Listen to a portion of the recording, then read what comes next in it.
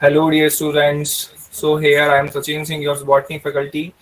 सो बेटा, सब बच्चों का पेपर आज कंप्लीट हो गया। होपफुल बहुत अच्छा पेपर आया था, सभी बच्चे ने बहुत अच्छा परफॉर्म किया है। I hope for the best. तो चलिए बॉटनी का सॉल्यूशंस का डिस्कशन करते हैं। हम क्वेश्चन नंबर 101 से शुरू करते हैं। ठीक। Hint second, that is a direct question है बायोटेक से। हिंट सेकंड जो कट करता है, that is the recognition site जो आती है वो 6 बेस पेयर की आती है। तो 6 बेस पेयर की आंसर जाएगा आपका 6 बेस पेयर, दैट इज इस साइड का first. Okay, move on to the 102. Parenchyma is a living, but collenchyma is a dead tissue. पहला स्टेटमेंट बोल रहा है पेरेंकाइमा लिविंग है, बात सही है, लेकिन collenchyma is dead tissue, that is incorrect. ठीक है, कोलेनकाइमा बेटा डेड नहीं होता, वो लिविंग में कंसीडर करा जाता है। ठीक है, बट हाँ थोड़ा बहुत उसमें आपका देता है कि भाई पूरा प्रोटोप्लाज्म नहीं डेवलप होता, ऐसा हो सकता है, बट हाँ ज्यादातर केसेस में वो लिविंग कंसीडर किया जाता है। Statement second, gymnosperm like xylem vessel but presence of xylem vessel is the characteristic feature of the angiosperm. That is correct. Gymnosperms में xylem vessels नहीं होते, बट एंजियोस्पर्म की ये कैरेक्टरिस्टिक्स फीचर मानी जाती है। और ये लाइन है एनसीईआरटी की, दैट इज द डिक्टो लाइन ऑफ एनसीईआरटी। तो हमारा पहला स्टेटमेंट इसमें गलत है और दूसरा स्टेटमेंट इसमें करेक्ट है। तो first statement is false and second statement is true. दो आंसर हमारा जाएगा थर्ड। चलिए आगे बढ़ते हैं।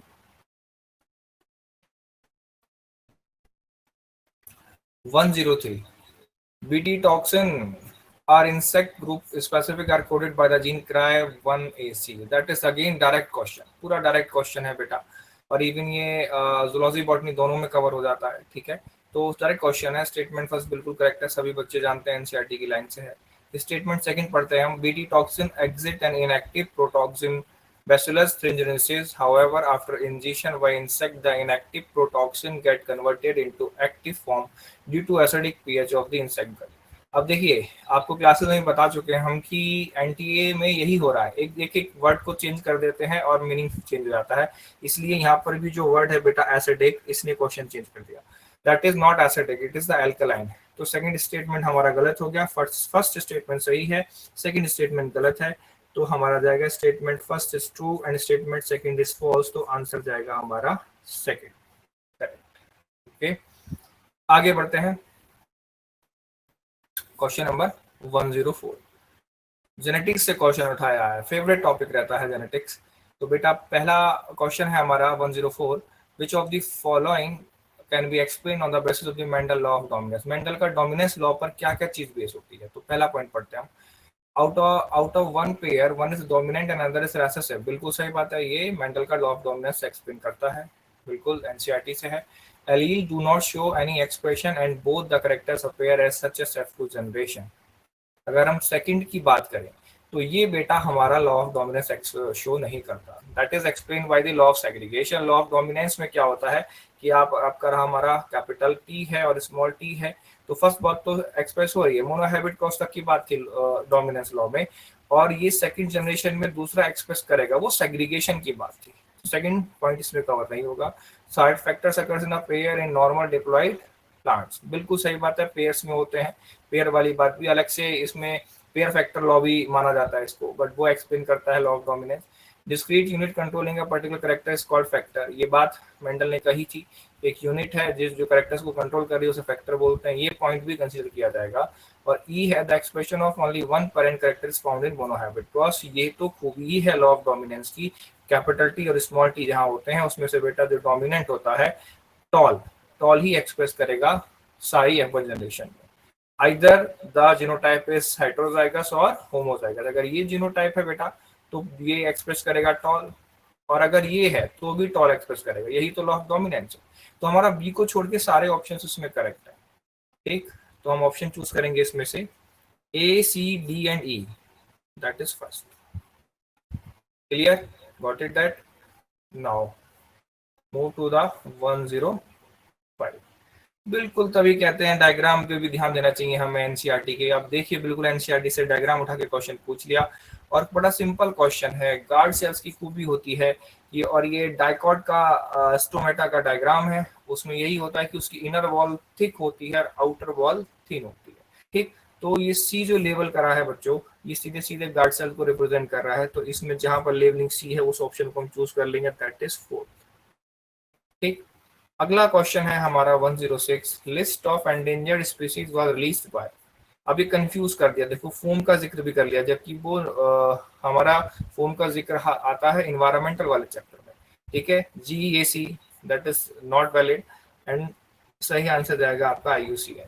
हमने बायोडाइवर्सिटी वाले चैप्टर में पढ़ा है IUCN, सिंपल है, डायरेक्ट क्वेश्चन है।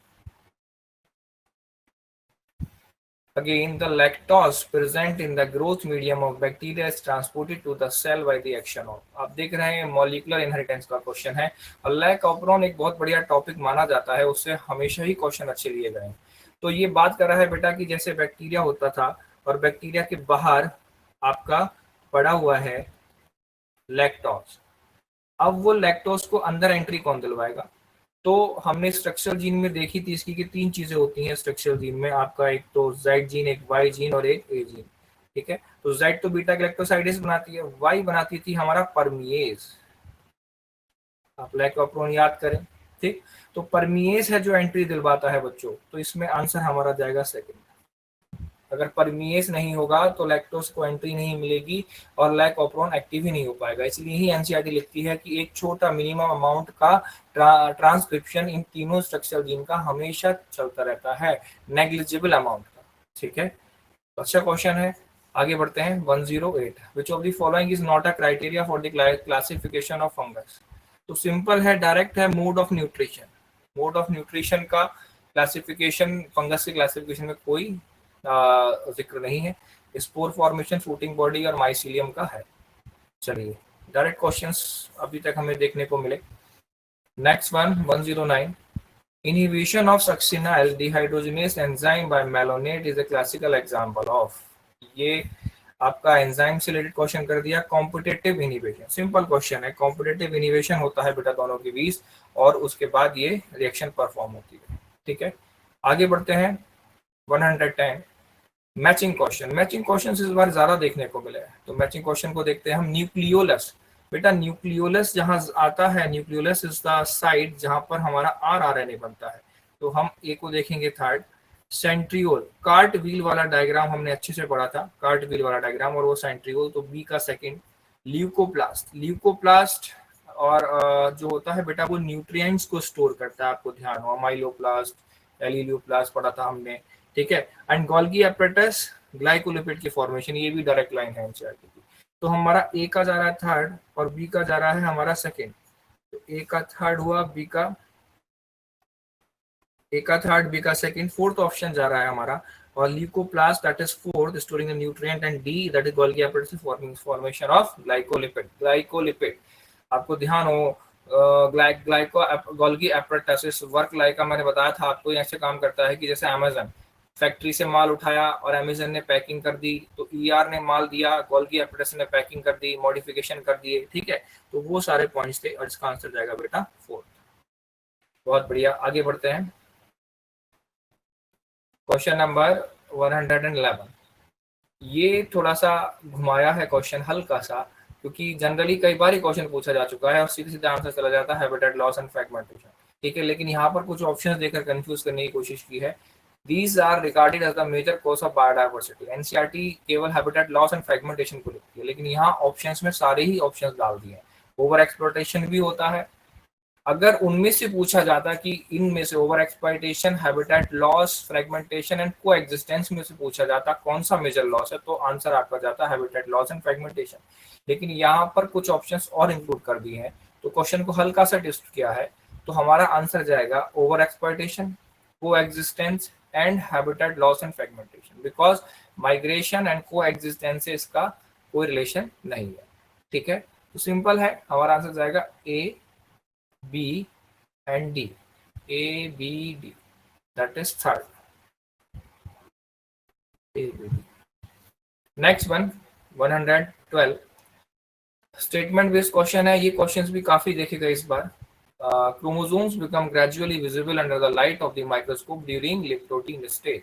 सीधे सीधे लाइन है बेटा एनसीईआरटी की, लिप्टोटीन की स्टेज पर धीरे धीरे क्रोमोसोम विजिबल होना शुरू हो जाता है, ये लाइन है एनसीईआरटी की। Statement 2, The beginning of diplotin stage is recognized by the dissolution of synaptonemal complex. ये भी अगेन लाइन है एनसीईआरटी की, डिप्लोटीन स्टेज की शुरुआत में ही साइनेप्टोनीमल कॉम्प्लेक्स जो है टूटना शुरू हो जाता है, कियास्मेटा दिखना होता है। ठीक है, तो हमारे दोनों ही स्टेटमेंट ये करेक्ट है, बोथ स्टेटमेंट आर ट्रू। कौन सा ऑप्शन हमारा सही बैठ रहा है? That is 4।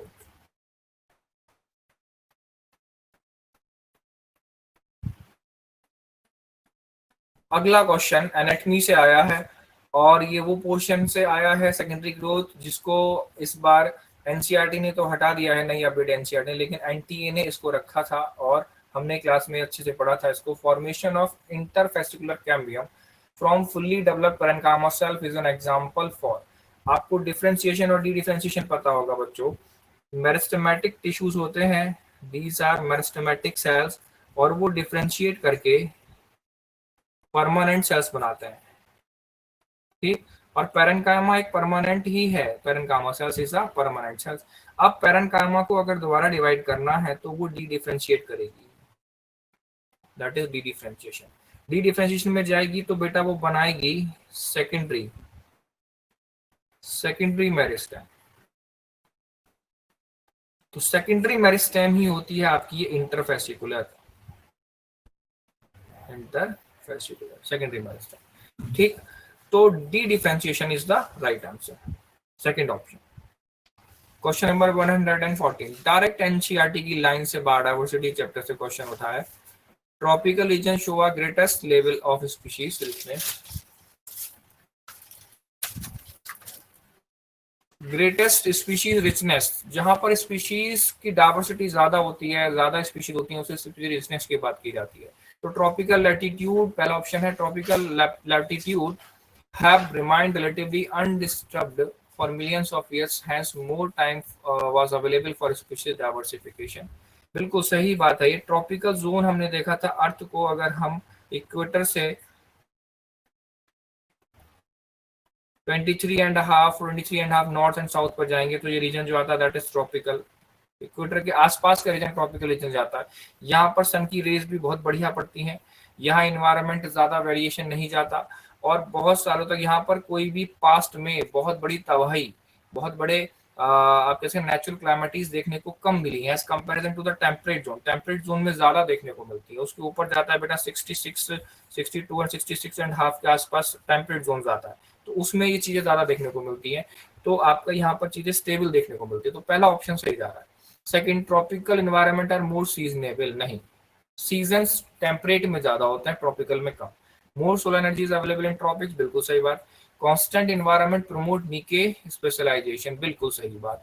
एनवायरनमेंट जब कांस्टेंट रहता है, ज्यादा वेरिएशन नहीं करता, तो स्पीशीज अच्छे से फ्लरिश करती हैं, अच्छे से इस नई नई स्पीशीज की फॉर्मेशन देखने को मिलती है। Tropical environment are constant and predictable, बिल्कुल।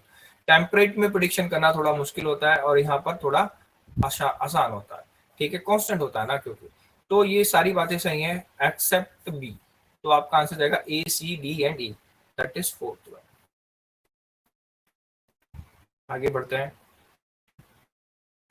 115 देखते हैं। Spindle fibre attach to the kinetochore of chromosome during. अब ये एक ऑप्शन एनसीईआरटी दे रखा है, ट्रांजिशन टू मेटाफेज, और यहाँ बच्चे कंफ्यूज हुए इस क्वेश्चन में कि क्या आंसर जाए, क्योंकि प्रोफेज भी एक ऑप्शन में है, बट प्रोफेज कहीं ये क्लेम नहीं करती कि अटैचमेंट काइनेटोकोर से हो चुका है, वो होता है ट्रांजिशन टू मेटाफेज में। मेटाफेज भी कहीं पर भी ये चीज नहीं क्लेम करती कि बिल्कुल अटैचमेंट वाली बात, वो तो मेटाफेज पर क्रोमोसोम के अलाइनमेंट की बात करती है कि क्रोमोसोम्स आपके मेटाफेज में आकर अलाइन हो गए, ठीक। लेकिन अगर आप एनसीईआरटी की लाइंस पर जाएं और एनसीईआरटी के सिग्निफिकेंस में देखें, मेटाफेज के सिग्निफिकेंस में एक वर्ड लिखा हुआ है कि एनसीईआरटी में साफ साफ लिखा हुआ है spindle fibre attach to the kinetochore of the chromosome during metaphase, तो नो डाउट आंसर हमारा जाएगा मेटाफेज, ठीक। आगे बढ़ते हैं, 116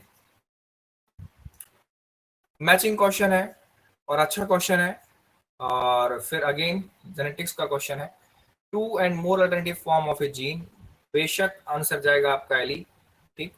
crossing of F1 progeny with homozygous recessive parent।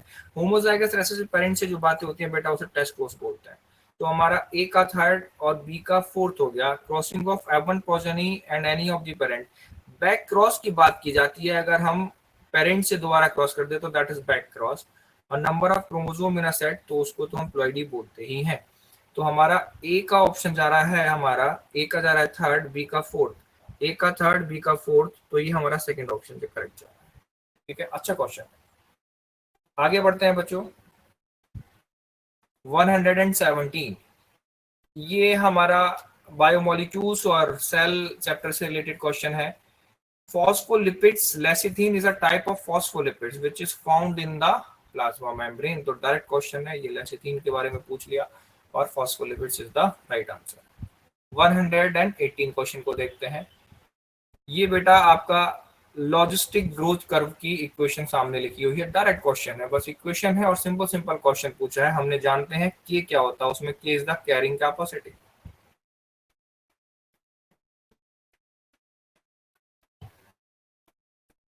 इसका ग्राफ आपको अगर ध्यान हो तो ये जाता है सिग्मोइड वाला, और उसमें ऐसे दिखा रखा है एनसीईआरटी ने के, दैट इज के। कैरिंग कैपेसिटी नीचे ही हमेशा पॉपुलेशन डेंसिटी रहती है, मतलब जितने रिसोर्सेज होंगे उतनी ही पॉपुलेशन को, उतनी ही पॉपुलेशन को हमारा इकोसिस्टम सपोर्ट कर पाएगा। तो no doubt carrying capacity is the right answer. Let's move forward. 119, ये क्वेश्चन बड़ा फेवरेट रहता है और माइक्रोब्स वाले चैप्टर से एक क्वेश्चन ये आता ही आता है। क्लोस्ट्रीडियम बोtulinum जो बनाता है बेटा ब्यूटारिक एसिड बनाता है, ठीक।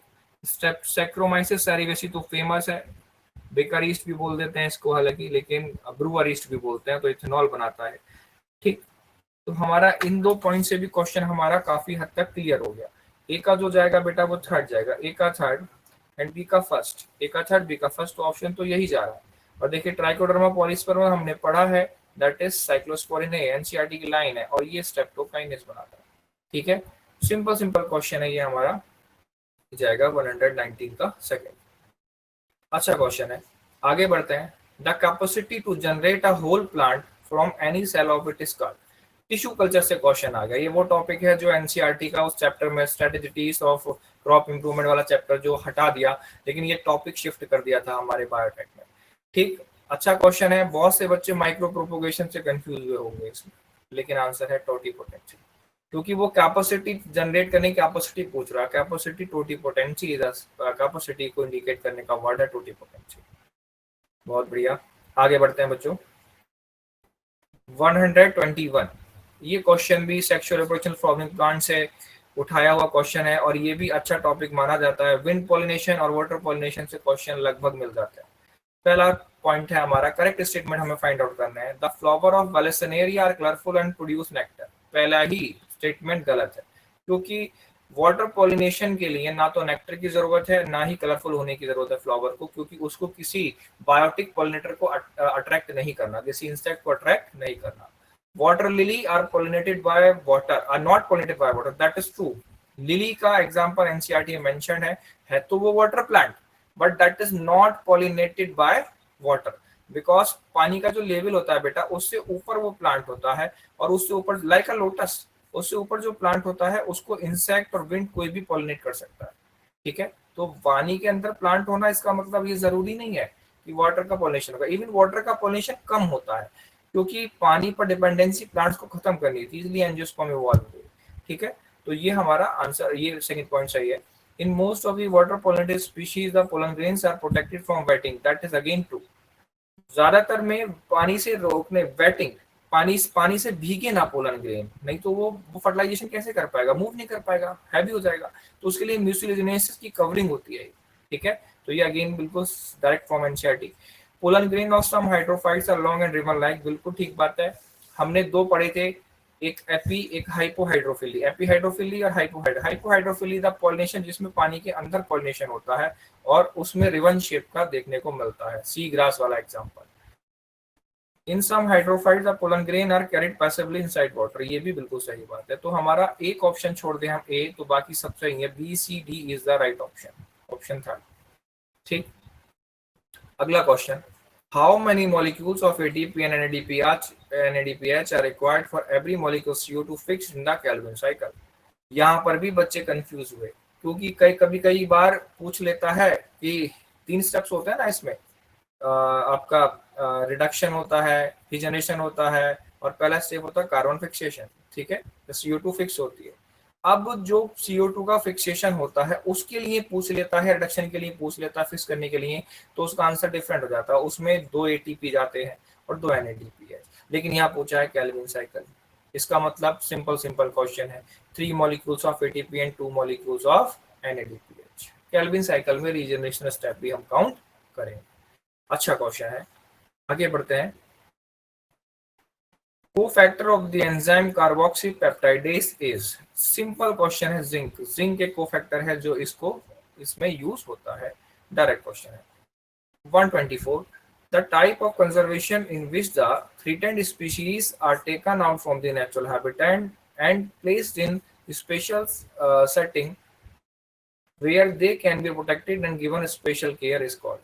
बेटा सीधे सीधे पढ़ के ही लग रहा है कि XC2 कंजर्वेशन की बात कर रहे हैं, बट कहीं ऑप्शन में XC2 कंजर्वेशन नहीं हुआ है। सेमी कंजर्वेटिव मेथड है, इन सिटू कंजर्वेशन है, सस्टेनेबल डेवलपमेंट है, ये तीनों ही बातें अलग हैं। बट अगर हम देखें तो हेडिंग है एनसीईआरटी में बायोडायवर्सिटी कंजर्वेशन, जिसके अंदर दोनों आते हैं, इन सीटू और एक्स-सी2। तो एक्स-सी2 आएगा तो किसके अंडर में, दैट इज बायोडायवर्सिटी कंजर्वेशन।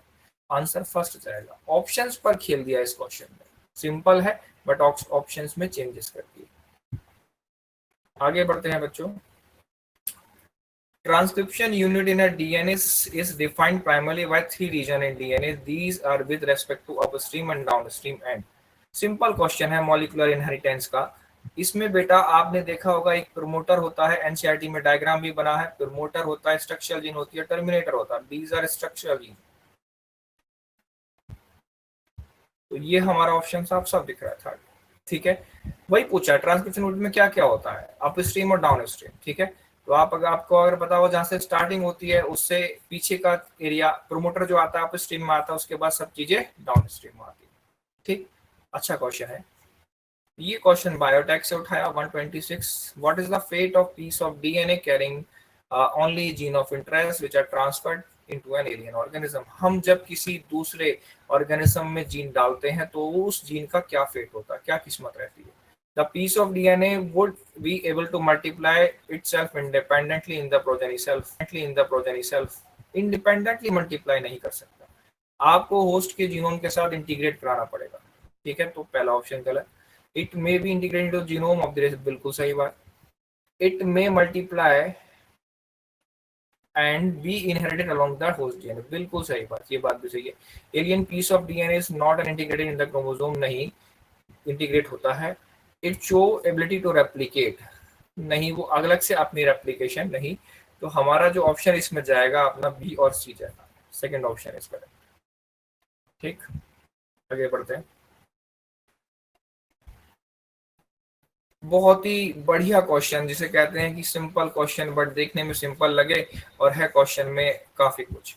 जिन बच्चों ने डायग्राम ढंग से देखा हो, और ये आपका एनसीईआरटी में सीधा डायग्राम है, सेक्सुअल रिप्रोडक्शन फ्लावरिंग प्लांट में भी है और 11th में मॉर्फोलॉजी में भी है, 2 जगह डायग्राम है। तो ये मेंशन्ड है बेटा कॉलियोप्टेल ने, दैट इज रेडिकल, और ये कॉलियोराइजा है। अब पूछा क्या है, form root, identify the part of seed from given figure which destiny to form root in the seed germinate.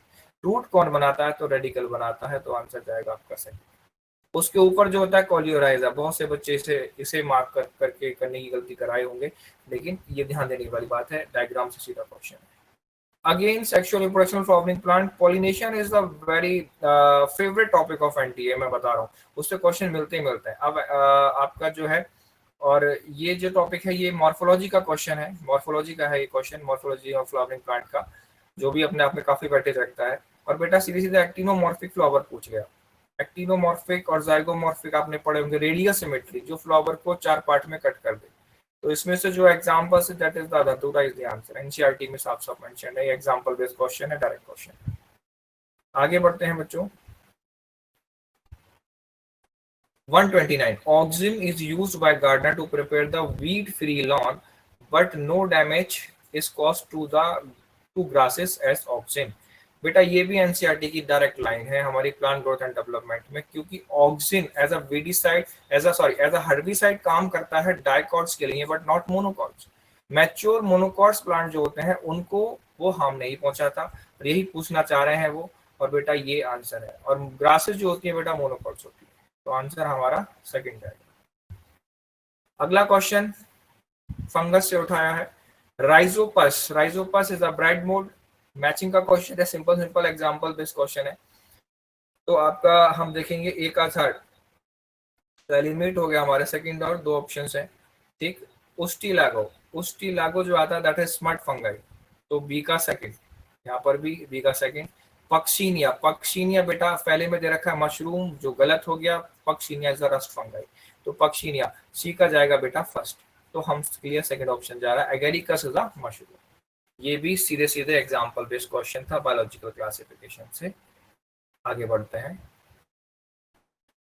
131, a pink flower snapdragon plant was crossed with a red flower snapdragon plant. What type of the phenotype is expected to the progeny? बेटा Snapdragon की बात कर रहा है, मतलब incomplete dominance की बात कर रहा है। तो पिंक फ्लावर में जो आता है वो ये कंडीशन आती है, कैपिटल स्मॉल आर, तभी वो बेटा पिंक बनता है, इनकम्प्लीट डोमिनेंस दिखाता है। रेड में जो होता है बेटा कैपिटल आर होता है। तो अब इन दोनों का अगर हम क्रॉस कराएंगे तो जो कंडीशन बनेगी वो ये बनकर आएगी। तो इसमें कहीं पर भी व्हाइट नहीं बन रहा, ये पिंक बनेगा, ये रेड बनेगा, और ये भी रेड बनेगा। तो ऑप्शन जो जाएगा हमारा red pink as well as white गलत, ओनली रेड गलत, ओनली पिंक फ्लावर गलत, red flower as well as pink flower plant, ये इनकम्प्लीट डोमिनेंस का क्वेश्चन है। बहुत आज बढ़िया। आगे देखेंगे, देखिए आप इस बार काफी समझदारी से क्वेश्चंस जो है हल्का सा ट्विस्ट करा है, और एक डायग्राम्स में जो बच्चे बिल्कुल देखने की कोशिश की है कि कितनी प्रिजर्व ऑफ माइंड से बच्चा पढ़ता है। ये डायग्राम बिल्कुल मॉर्फोलॉजी ऑफ फ्लावरिंग प्लांट में ऐसी दे रखा है, और कई बार टीचर्स बताते हैं कि टॉपिक बहुत इंपॉर्टेंट भी है, और हर बार क्वेश्चन लगभग मिल जाता है। ये दोनों ही डायग्राम पेरीगाइनस के हैं, और देखो ऑप्शन में गिवन भी है पेरीगाइनस के। बस कुछ नहीं पूछा, आपको फिगर देख के बताना है कि ये कौन सा है। ऑन द बेसिस ऑफ आपका ओवरी, हम पेरीगाइनस, हाइपोगाइनस और एपिगाइनस तीन कैटेगरी पढ़ते हैं। अगर ओवरी ऊपर होती है, बाकी सब फ्लोरल पार्ट नीचे से राइज होते हैं, तो हाइपोगाइनस, पेरीगाइनस में पेरीफेरी से। तो चार डायग्राम एनसीईआरटी में गिवन, उन चारों में से बीच के दो डायग्राम उठा लिए, जनरली बच्चा इग्नोर कर देता है, दोनों ही डायग्राम पेरीगाइनस के, ठीक है। Simple question. आगे बढ़ते हैं 133, फोटोसिंथेसिस से क्वेश्चन उठाया। जनरली फोटोसिंथेसिस से क्वेश्चन इस बार कम देखने को मिले। Which of the following are required for the dark reaction for photosynthesis? तो क्लोरोफिल की जरूरत नहीं, लाइट की जरूरत नहीं, CO2 चाहिए, ATP चाहिए, और NADPH चाहिए। Simple question, CDE question. आगे बढ़ते हैं, in a plant black seed colour, capital B and small b is dominant over white seed. तो कैपिटल बी डोमिनेंट बोल रखा है, और सीड स्मॉल वाइट सीड को small b. In order to find out the genotype of the black seed plant, which of the following genotype will you cross it? सीधे सीधे question घुमा के पूछना चाह रहा है, टेस्ट क्रॉस। अगर हमारे पास ये कंडीशन है, एक ये भी ब्लैक कलर दिखा रहा है फिनोटाइप में, और एक ये भी ब्लैक कलर दिखा रहा है हमारा फिनोटाइप में। तो अगर हमें क्रॉसिंग करनी है, तो मेंडल ने करा था ना टेस्ट क्रॉस की, अगर हम कैपिटल बी को अगर हम स्मॉल बी से करेंगे, तो सारे के सारे ये आएंगे ब्लैक, अगर ये होमोजाइगस है तो। और अगर ये कंडीशन होगी बच्चों, तो यहाँ से बेटा दो गैमेट्स बनेंगे, एक कैपिटल बी एक स्मॉल बी, और यहाँ से आएगा एक स्मॉल बी। तो यहाँ से जब कैपिटल बी और स्मॉल बी बनेगा, तो ये जो ब्लैक बनेगा, और आपका ये जो कंडीशन आएगी दैट इज स्मॉल बी, वो आएगी बेटा व्हाइट। तो अगर 50% व्हाइट और 50% ब्लैक आ रहा है, तो आप समझ जाए जो हम जिससे हमने क्रॉस किया था वो हमारा हेटेरोजाइगस है, तो that is the again test cross. तो इसमें ऑप्शन जाएगा बेटा फर्स्ट, ठीक है। अच्छा क्वेश्चन है, जेनेटिक्स का क्वेश्चन था। 135, polyform cells are responsible for. अब जो ज्यादा बच्चों ने दिमाग लगाया होगा वो पहला आंसर लगाया है, protecting the plant from salt stress, increasing photosynthesis monocot, provide a large space for storage of sugar, invert curling of the leaf monocot। सीधे सीधे डायरेक्ट क्वेश्चन है, जब बेटा स्ट्रेस की कंडीशन में होता है प्लांट, तो उसको लीफ को इन्वर्ट कर देता है, लेकिन कहीं सॉल्ट स्ट्रेस वाली बात नहीं लिखी, और उससे बेटर ऑप्शन ये हमारे पास प्रेजेंट है, ठीक है। जिससे वाटर लॉस कम हो, इन्वर्ट तो इसलिए करता है, बट हमारे पास कंडीशन ये आती है, ठीक। तो बहुत बढ़िया, invert curling of the monocots, बहुत बढ़िया। 135 क्वेश्चन कंप्लीट हुए। 136, section B, In C3 plants, some of the O2 bind to the Rubisco, hence CO2 fixation is decreased. बिल्कुल सही बात है. Rubisco दो काम करता है बेटा. Rubisco ऑक्सीजन से बाइंड करे तो फोटो पीरियोडिज्म होता है. Oh sorry, not photorespiration. Photorespiration और फोटो रेस्पिरेशन होता है और उसमें फिर डिक्रीज चली जाती है बेटा. CO2 फिक्सेशन कम होता है क्योंकि CO2 Rubisco से बाइंड नहीं कर रहा. Rubisco किससे बाइंड कर रहा है? Rubisco बाइंड कर रहा है ऑक्सीजन से. Statement 2. In C4 plant, mesophyll cells show a very little photorespiration, while bundle sheath cells do not show photorespiration. इसने बोला mesophyll cells show very little photorespiration. बेटा mesophyll cells और bundle sheath cells C4 plant में जो होती है, तो mesophyll cells में जो आपका एंजाइम प्रेजेंट होता है that is पेपकेस, not Rubisco. Rubisco होता है आपका bundle sheath cells में, इसमें होता है Rubisco. और ये दोनों आधा आधा काम करते हैं. CO2 का फिक्सेशन जो करेगा वो आपका ये एंजाइम कराएगा पेपकेस, और ये है आपकी मेसोफिल सेल, ये है बंडल शीथ सेल. तो पेपकेस एंजाइम के पास ऑप्शन ही नहीं होता, ये बाइंड ही नहीं कर सकता. किससे? ऑक्सीजन से बाइंड नहीं कर सकता. तो कोई चांस ही नहीं है mesophyll cells photo respiration show करे. तो पहला ऑप्शन हमारा सही है और दूसरा ऑप्शन हमारा गलत हो रहा है. ठीक है.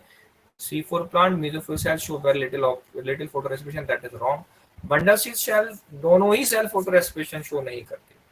तो आंसर हमारा जाएगा first statement true, second is false. ठीक.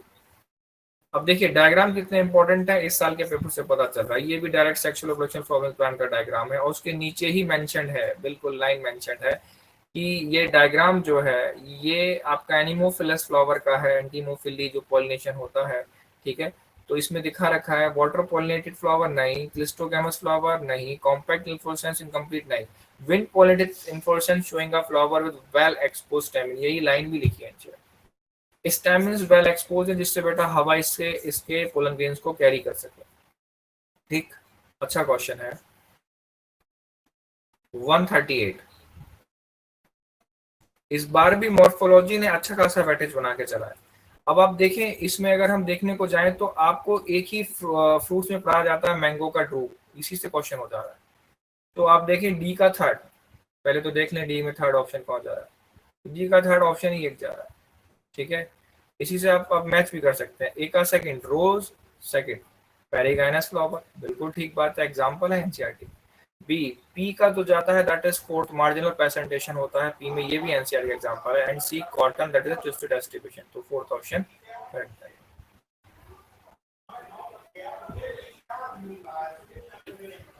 DNA present in chloroplast is DNA present in chloroplast. DNA जो क्लोरोप्लास्ट में प्रेजेंट होता है वो सर्कुलर एंड डबल स्ट्रैंड होता है. Simple question.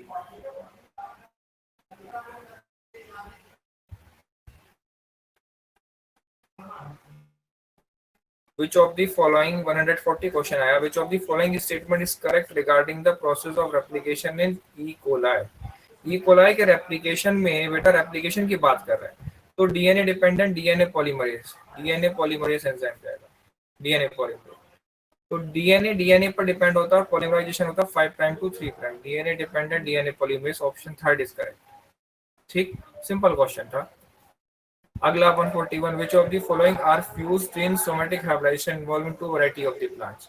बेटा ये भी हमारा क्वेश्चन जो है सोमेटिक हाइब्रिडाइजेशन का, जिसमें दो सेल्स के प्रोटोप्लास्ट को फ्यूज करके हम एक बना लेते हैं. ठीक है. तो दैट इज दो प्रोटोप्लास्ट फ्यूज होते हैं. बहुत से बच्चे सोमेटिक एम्ब्रियोस का ऑप्शन भी टिक करके आए होंगे, वो गलत है. ठीक है. दो प्रोटोप्लास्ट, दो सेल्स के प्रोटोप्लास्ट को फ्यूज कर दिया जाता है. अगला क्वेश्चन है Identify the step in tricarboxylic acid cycle which does not involve the oxidation of structure. देखिए पूरी ट्रांसबॉक्सिल साइकिल जिस बच्चे ने अच्छे से पढ़ी है वो कर पाएगा क्वेश्चन. सक्सिनाइल से मैलिक एसिड जब बनता है तब हमारा ऑक्सीडेशन होता है और आपका इसमें NADH का फॉर्मेशन होता है. ठीक. आइसोसिट्रेट से अल्फा कीटो में भी ये काम होता है. ठीक. मैलिक एसिड से ऑक्सैलो एसिटिक एसिड जब होता है लास्ट तब भी ये काम होता है. ठीक है. इसमें NAD बनता है और इसमें जो बेटा एफडी बनता है. ये जो अपना ऑप्शन है दैट वन, इसमें हमारा सक्सिनाइल से जो होता है दैट इज एटीपी की फॉर्मेशन. तो ऑक्सीडेशन सबस्ट्रेट्स का नहीं होता. ऑक्सीजन रिडक्शन हमने अच्छे से पढ़ा. ठीक है. तो हमारा आंसर सेकंड जाएगा इसमें. ये स्टेप 7 कंसीडर किया जाता है. सक्सिनेट थायोकाइनेज की मदद से ये काम होता है और जिसमें जीटीपी और फिर जीटीपी से एटीपी की फॉर्मेशन होती है। Got it that?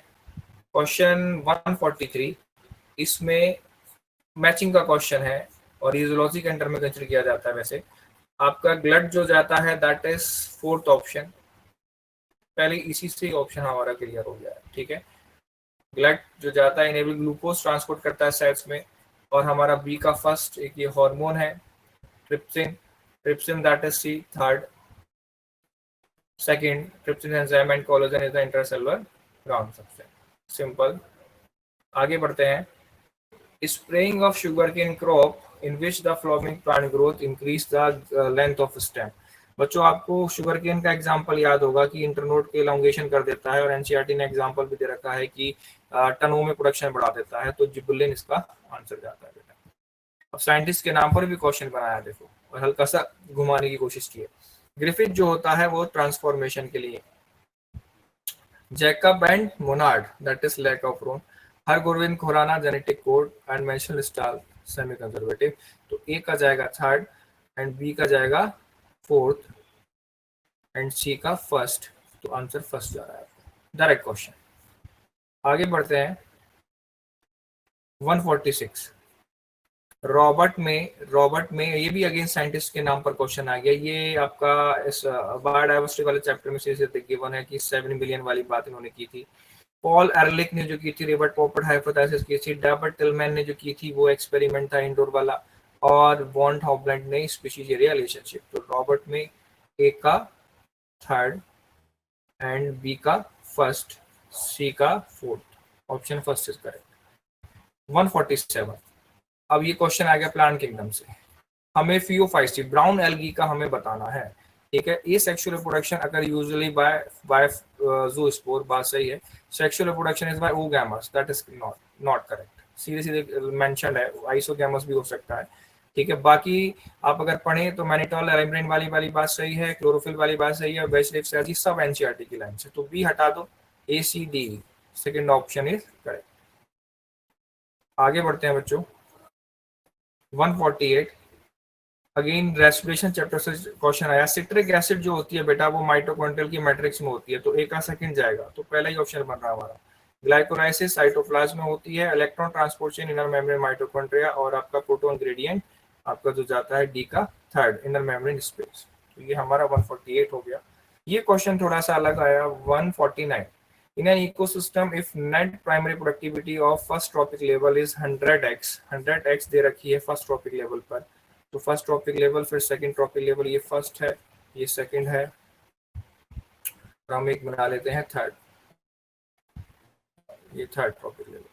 तो अब हमारा थर्ड ट्रॉपिक लेवल हमने पूछा है कि अगर 100x दे रखी है तो 10% लॉ अप्लाई करें आप, तो बेटा उसमें यहाँ पर 10x चला जाएगा और यहाँ पर फिर जाएगा आपका केवल x या 1x, ठीक है।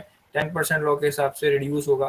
तो इसमें यूनिट दे रखी है, यूनिट हर बार कई बार पूछी गई है, क्वेश्चन को हल्का सा घुमाया जीपीपी और एनपीपी के बदौलत, प्रोडक्टिविटी में पूछ लिया, एनर्जी के बेस में पूछ सकते थे, तो आंसर इसका फर्स्ट जाता है, ठीक है। x किलो कैलोरी मीटर पर स्क्वायर पर ईयर, ठीक है, और कोई ऑप्शन से उतना नहीं बनेगा, आपका यही ऑप्शन जाएगा फर्स्ट।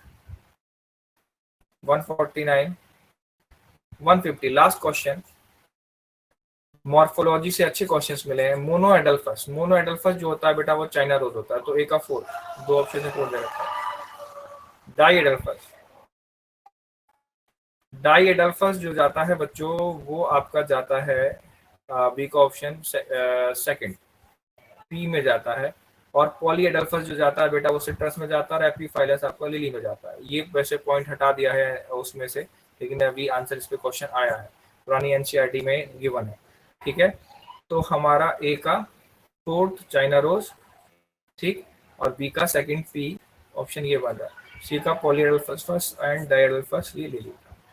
तो आंसर फोर्थ। सो बच्चों this is the completed botany answer की। आई होप आप सब बच्चों को वीडियो पसंद आए। ओके